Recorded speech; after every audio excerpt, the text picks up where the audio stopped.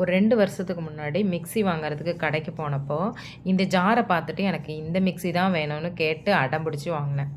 அதில் என் வீட்டுக்காரரை வேறு ஐஸ் வச்சு, இந்த மிக்ஸி வாங்கி கொடுத்தீங்கன்னா உங்களுக்கு அடிக்கடி சப்பாத்தியாக செஞ்சு தந்து உங்கள் தொப்பையை சீக்கிரம் கரைச்சி விட்ருவேன் அப்படின்னு சொல்லி தான் வாங்கினேன். அந்த மனுஷனும் என்னை நம்பி சப்பாத்திக்கு ஆசைப்பட்டு வாங்கி கொடுத்துட்டாரு. சரி போனால் போகுது அப்படின்னு சொல்லி ஒரு 5-6 நேரம் சப்பாத்தியும் நானும் டெய்லி செஞ்சிட்ருந்தேன். டெய்லி செஞ்சு எனக்கு அதுலேயும் போர் அடிச்சிருச்சு. சப்பாத்தியில் மாவு பிசைறது மட்டுமா வேலை? அதை உருண்டை பிடிக்கணும், தேய்க்கணும், கல்லில் போட்டு எடுக்கணும், அதுக்கு ஒரு கூட்டு பார்க்கணும், அது ப்ராசஸ் பெருசு அப்படின்றதுனால அதை அப்படியே இந்த ஜாரை இவ்வளோ அப்பப்போ ஓரங்கட்டி மேலே கவரில் கட்டி போட்டுருவேன். ஸோ இன்றைக்கி திடீர்னு ஆசையாக இருந்துச்சா, எனக்கே சப்பாத்தி செய்யணும் ரொம்ப நாள் ஆகிட்டுன்னு ஆசைப்பட்டு சரி சப்பாத்தி செஞ்சு கொடுக்கலாமே அப்படின்னு சொல்லி முந்தின நாளே பன்னீர்லாம் ரெடி பண்ணி, அந்த பன்னீரில் ரெடி பண்ணுற தண்ணியை ஃப்ரிட்ஜில் ஸ்டோர் பண்ணி அதை இப்போ சூடு பண்ணி எடுத்து அந்த தண்ணியவே கோதுமை மாவுக்கு ஊற்றி நான் சப்பாத்தி மாவு இதில் ரெடி பண்ணேன். அதுவும் என்னாச்சு, மாவு நிறைய போட்டோன்னா என்னென்னு தெரியல, மிக்ஸி கதற வச்சு அந்த மாவை ரெடி பண்ணி சப்பாத்தி மாவு ஒரு வழியாக கொண்டு வந்துட்டேன். மாவை ரெடி பண்ணி முடிக்கிறதுக்குள்ள மிக்ஸி ஜாரும் அங்கங்கே லைட்டாக விரிசல் விட்டு டேமேஜ் ஆயிடுச்சு. இனி இதை பத்திரமா அதே மாதிரி கவரில் எடுத்து வச்சு மேலே எடுத்து வைக்கணும். ஏன்னா நான் இனிமேல் அடுத்து என்னைக்கு சப்பாத்தி சுடணும்னோ தெரியல.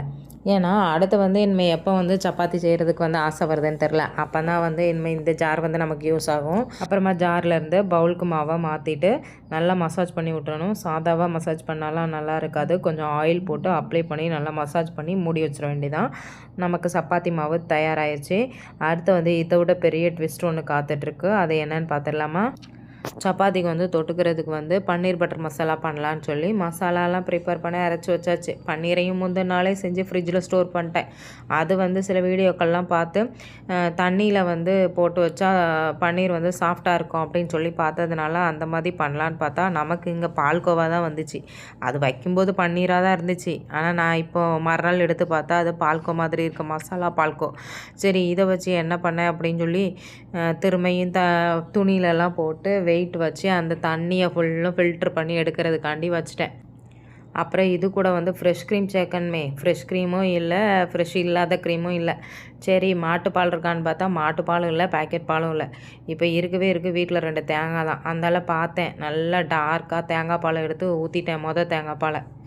சரி பன்னீரை போடுறதுக்கு பன்னீர் எப்படி இருக்குன்னு பார்ப்போன்னு பார்த்தா நிலநடுக்கம் பூமி மாதிரி பழந்து கிடக்கு. எல்லாரும் அழகாக பன்னீரை வெட்டி போடுவாங்க. நான் கைக்குள்ளே வடகம் மாதிரி இப்படி மொத்தமாக அள்ளி வச்சு பிச்சு போட்டுக்கிட்டு இருந்தேன். அதனால் இதுக்கு பிச்சு போட்ட பன்னீர் பட்டர் மசாலா அப்படின்னு நானே பேர் விட்டுக்கிறேன். கடைசியில் இந்த மனுஷன் சொன்ன ஒரே வார்த்தையால் ஹார்ட்டு கண்டந்துட்டமாக ஒன்று ஒருங்கி போச்சு.